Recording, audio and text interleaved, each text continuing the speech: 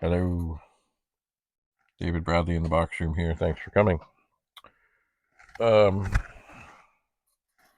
So, in the last episode, we swapped out every chip there was to swap from this original board, 64, and all of those chips seem to be quite happy to be working. So, that's good. Good chips are good. They are. Boy, now this, well, I've got this chip puller thing. Ooh, and this chip, this was the ROM chip. It gave me a bit of a hard go getting it in, and it was a little hard go getting it out, but now it's out. So we'll pull the 6510 that has absolutely no markings. We'll pull the SID chip, and I'm putting them down kind of in the order or the configuration that they came out. But one must be careful because these boards have different things that they do in different configurations. Excuse me. So we'll put these back in. This is the 6510. Checking all the things. This is the ROM chip.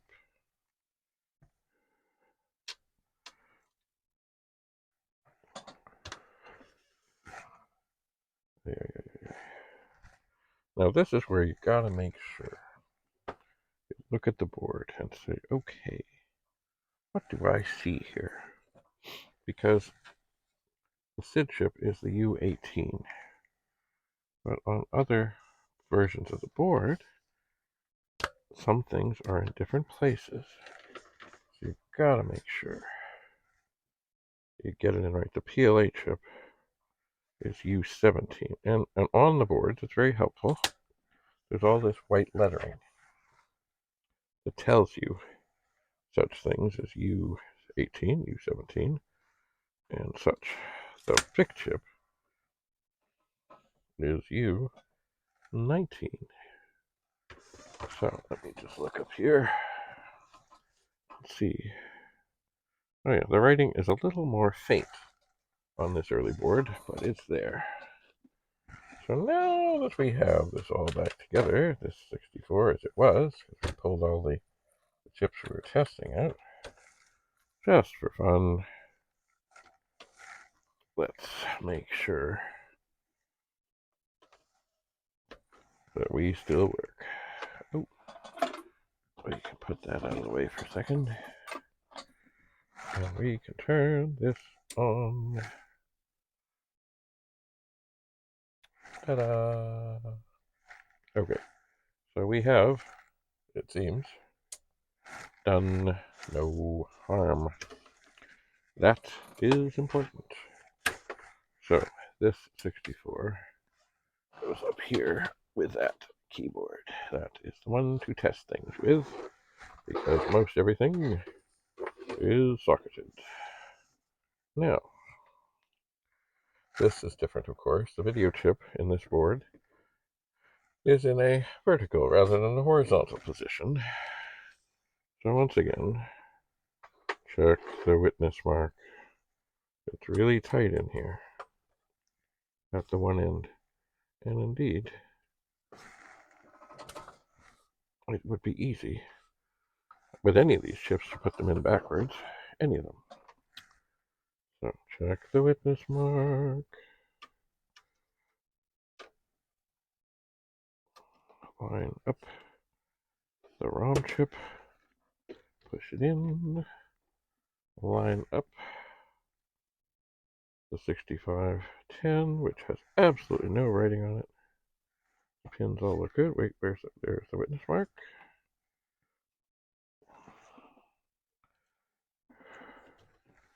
Hello, witness mark. Nope, okay. Now, they also make sure that all the pins are actually lined up with the holes, and you don't have two hanging off the end. Because that is just almost what happened there. Okay, that's in. Now, this is the critical moment in time. U18, U17. U17 is the PLA. U18 is the SID. Do not mix them up. Bad thing. Even if you got already bad things going on, you'll have worse things going on because it's different voltages go to such chips. So here is the very early circuit board. Once again, all of its chips are in there.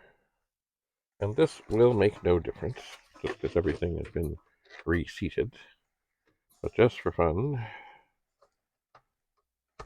we'll take the video, we'll take the power, and we'll plug it in. This will make no difference, I have no doubt.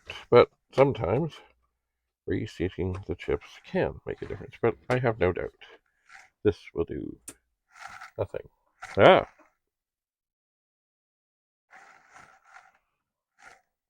Well, that is different. That's a pretty pattern. And I don't know why it has a pretty pattern now. I'm just looking at the VIC chip to make sure the feet are in. And they are. I suspect we can look at that pretty pattern for a while. And actually, that may be handy in determining what's wrong. Because there is a website called, I think it's Visual 64 or something of that nature. And it will show you different things on the screen and what that sort of failure might mean. Well, this is different. I mean, it could mean a screen RAM thing or a color. I don't know. I also have no doubt, that's why I'm not turning it off immediately, that if I turn it off and turn it back on, I'm not going to get the same thing back. I just don't think so. Well, I'm here, and this has been on for a little bit.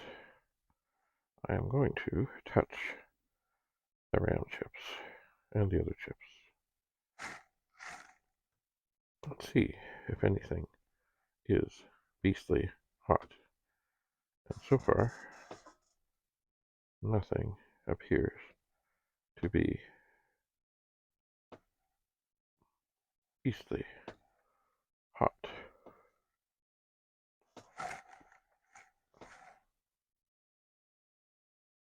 Nothing beastly hot, but certainly the middle ROM chip feels warmer than other things. I'm going to check the ones I just replaced.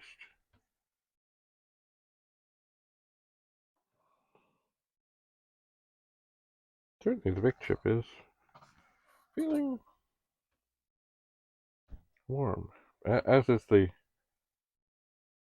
SID chip, but not beastly warm. Alright, well, we've seen that pattern for a while. Let's turn it off, because I have no doubt. Well, wait. 5, 4, 3, 2, 1. I have no doubt it's not going to be there this time.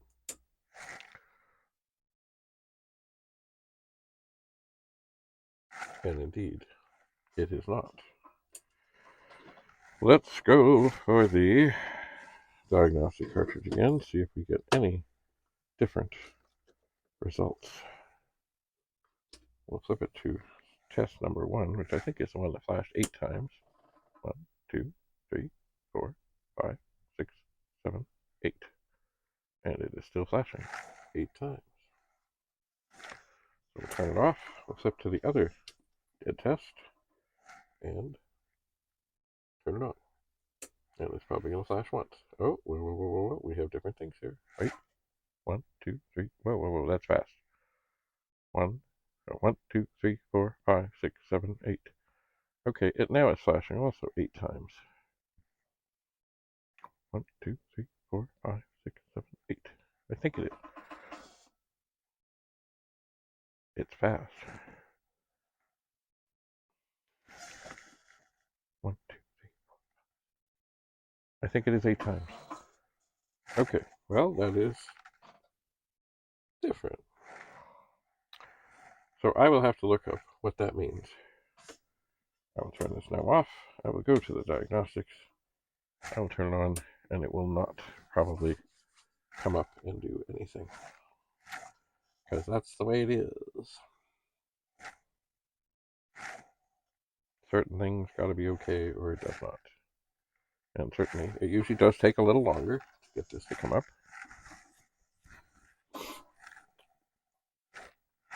And I will turn it off. And I will flip the switch to go to diagnostics number 2, or number, I think that's number 1 actually. And I will see that it will do nothing. And that's the way it is. I suppose what I could do, just for fun, first of course I have to move the pet companion from Rudy's Retro Intel. I got to try that. I suppose what I could do, although it will make no difference, I've got the machine turned off. I'm going to pull out the RETROREWIND CA cartridge. I'm going to put in this old one from way back when that I've had for a long, long time. Okay, come on. It doesn't want to go in nice. What is going on here? Who's in charge? Okay, it's in. We'll turn it on. Oh! Well, look at that.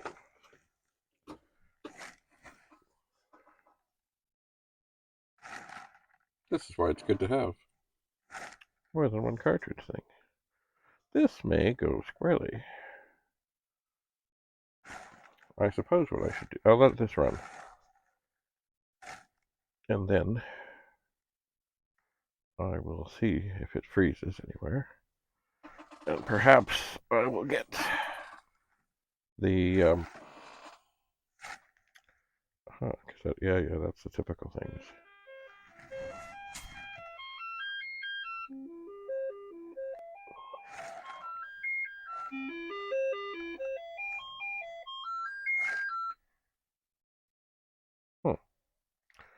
Now that is interesting, because it is, it didn't do the sound, so it may be that the SID chip is not as good as what I thought. Let's see, so the machine is off. It is. So we'll take the connector that goes on the user ports, the connector that goes on the serial port, the connector that goes on the cassette port, which I have marked with up. And then we run this over here. We run this over here, maybe behind here, and plug in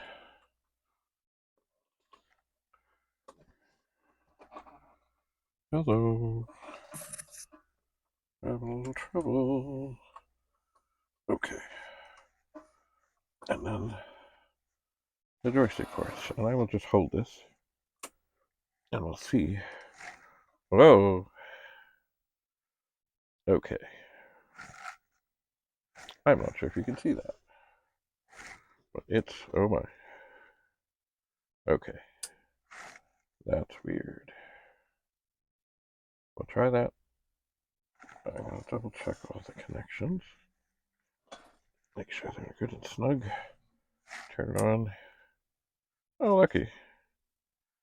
I've seen that kind of thing before when we turned it on. But now it is kind of shifting because the testing is sort of testing. But I don't think it's going to run through all of its things. So yeah, this does tell me that definitely, positively, maybe, there are RAM troubles to be had. There are. Which of course we kind of already knew. Alright, I'm going to turn that off. I'm going to wiggle the cartridge a little. Hello, cartridge. And I'm going to turn this back on. Okay. So now it came back. It's funny, this cartridge port may needs cleaning. Maybe, possibly. I don't know. It just didn't feel really snug. It just didn't.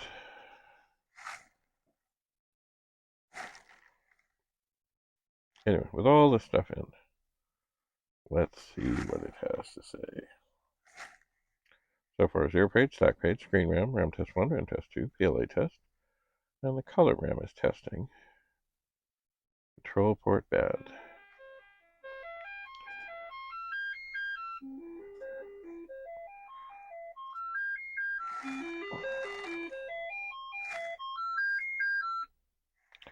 Okay, so it does sound, or not sound, like the SID chip may have issues.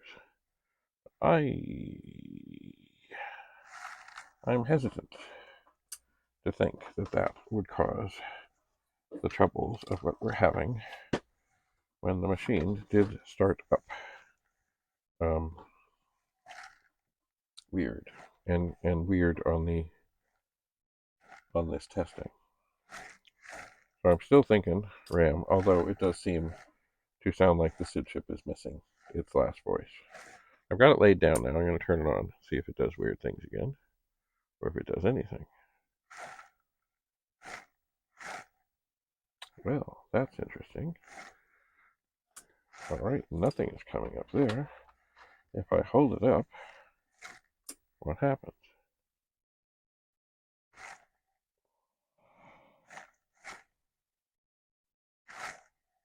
Nothing. Alright, I'm going to wiggle the cartridge a little. I'm going to look at the back.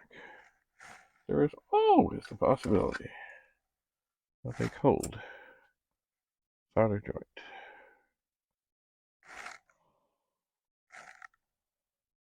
And now, nothing is happening.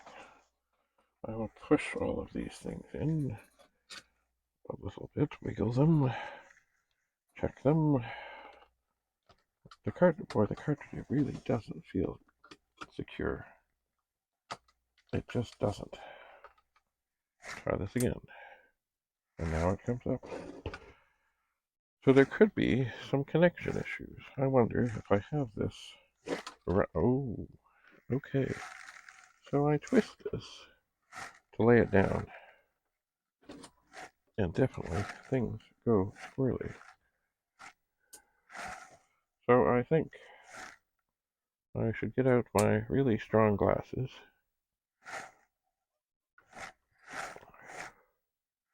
and look and see if there are some cold solder joints.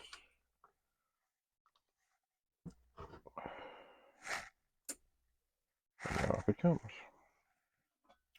Alright, this is the time. I'm going to take an old power supply that's dead. And I put it in behind very gently. Oh dear. Something went squirrely there. Alright, let's try that again. Okay, power supply in front, power supply in back. Turn it off. No falling down. No falling down. No, no, no, no. No falling down. No falling down. See, this cable is kind of heavy. Maybe if I can get it positioned a little better. No, now it wants to fall forward. No, now it wants to fall forward. Okay, hang on. I know. Okay, I think I have a good balance. Does anything come up now? It does not. Alright. Oh, there goes the wiring. I'll wiggle the cartridge. And it's going to try and fall down.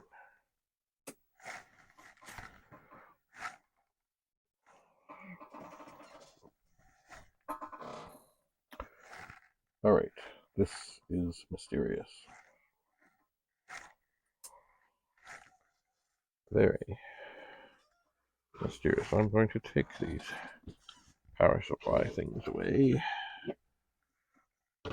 and wiggle this cartridge, which really doesn't feel good. Try again.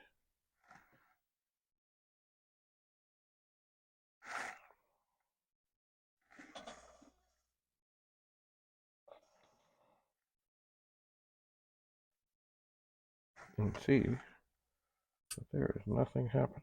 So I'll wiggle the board a bit. Okay. Oh, now that's weird. Okay, it definitely looks to me that there, somewhere out there in the world, is a solder joint that's bad. Or maybe it's just, oh yeah, I've seen that before. Or maybe it's in the RAM chip and its strangeness is doing things. Anyway, cold solder joints are very hard to find. They just are. Because they can be literally microscopic. And so, the idea is, of course, take your best guess, heat up the connection, let the solder flow, maybe add some more where you think it could be. Like, I'm wondering if I wiggle the board a bit, if I try and tip it over, I'm not changing anything now. Oh boy. Let's try that again. And now we get nothing. We do. Alright, I'll wiggle this. I tweak the cartridge ever so slightly.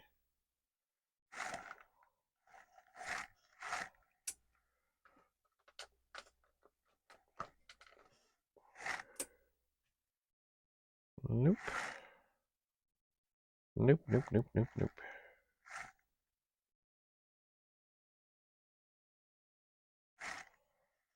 Alright. I'm going to put this down. And I will ponder. I shall indeed.